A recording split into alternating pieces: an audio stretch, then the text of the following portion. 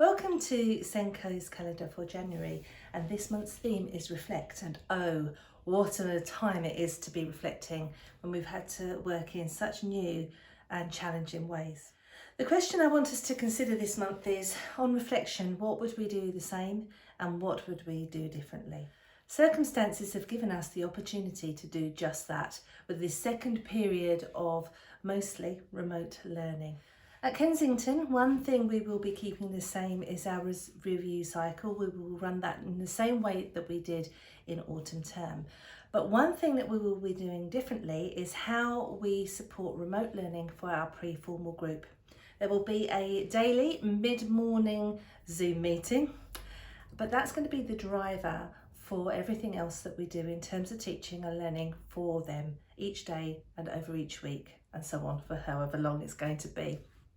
We're going to also add to that WhatsApp, email and phone calls, as well as using Google Translate, because we have one parent within that group who has very little English.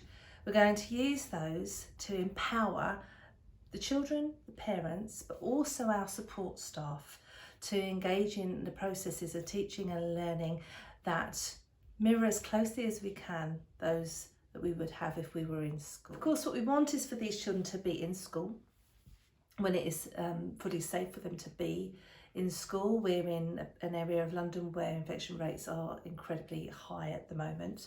As those children begin to come back in, we could have a situation where some children are in school and some children are at home still learning remotely. So we wanted to be able to do this in a meaningful way for both groups simultaneously.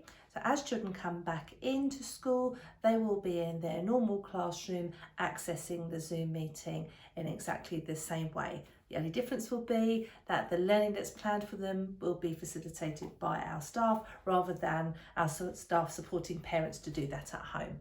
So we're hoping that we can dovetail the two systems together as children begin hopefully to return to the school on-site learning as quickly as possible. Of course, it's very early days at this stage. We've only just a couple of days into this process. But what I'm hoping is that in February, when our theme is maintained, that we will be able to share how we have done with supporting teaching and learning using these methods. Anyway, we hope to see you then, and in the meantime, please check us out on our social media.